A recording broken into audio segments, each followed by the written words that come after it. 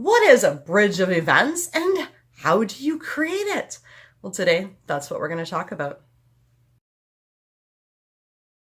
Amanda here from createyourfuture.co. So today we're going to talk about Neville Goddard's A Bridge of Events, okay, and how you actually create a bridge of events and what a bridge of events is. So if you haven't already subscribed, definitely subscribe, hit the bell icon below, because I do put out new videos every Sunday, Wednesday, and Friday, each one of them designed to help you create something wonderful in your life.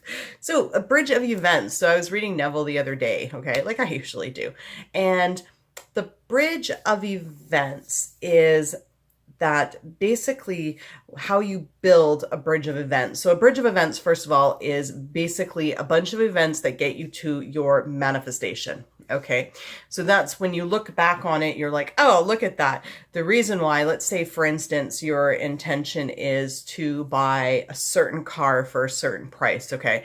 And like you go to the dealership and the dealership says, this first one says, sorry, we're not gonna like sell a car to you because you didn't pass the credit stuff. And you're like, okay. But then all of a sudden you see the car at another dealership and then you actually get, the car that you want. So bridge of events, sometimes what happens is seemingly situations that seem like it's stopping you from getting what you want are actually guiding you to what you want. Now, you very much create bridges of events in your life, and how you create those bridge of events is through the law of assumption.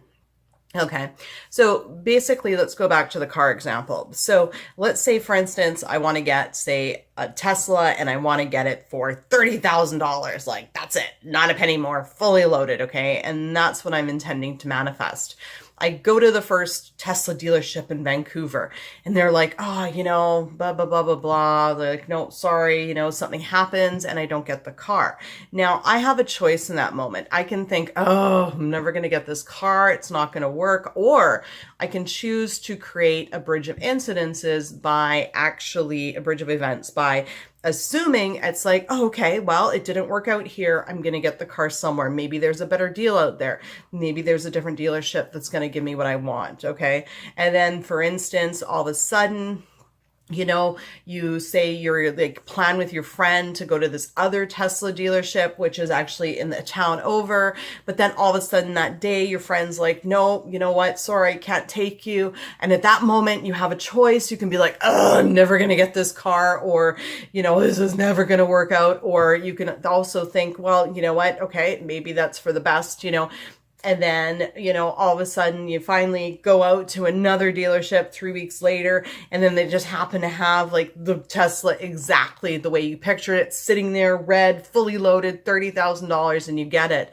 And then all of a sudden you hear that the second dealership your friend was supposed to take you to went out of business anyway, and nobody got their Teslas or something, So basically, bridge of incidences is when you actually look back on it and you say, wow, those are all the things that sort of got me to where I am. That's what a bridge of events is. So when one door closes, another door opens.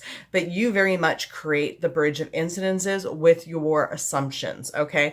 So you still have to stay fast in the belief that, no, I'm going to get this manifestation. It's going to happen one way or another.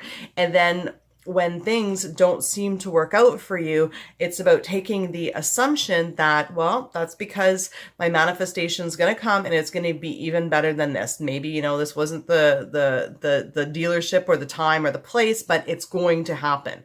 Okay. Like a bridge of incidences. Let's say, for instance, you're looking to manifest running into somebody. Okay. And then all of a sudden you like have plans to go to the gym. But then all of a sudden your friend's like, oh, I don't want to go to the gym, or the gym closes for the day because of something happens.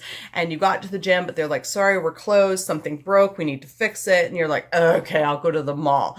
Okay. So now it seems like, you wanted to work out, but you couldn't because something happened. Now it seems like your day's been completely put out, but then you end up going to the mall, and guess what?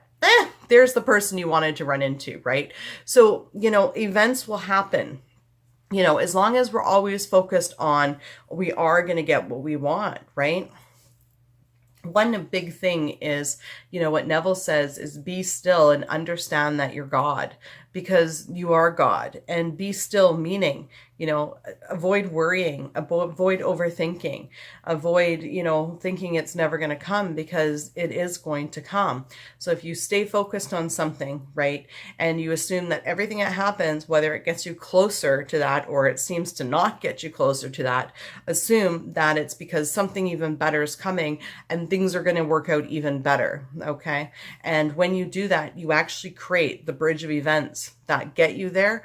And yeah, every assumption that we have can end up creating in our reality. So you always want to assume that things are working in your benefit, and assume that things are going to work towards you getting what you want and your manifestation being realized in your reality. Okay. Anyways, that's my video for today. Thank you for liking, commenting, sharing, and subscribing. You guys are all amazing, and we'll see you in the next video. Bye-bye.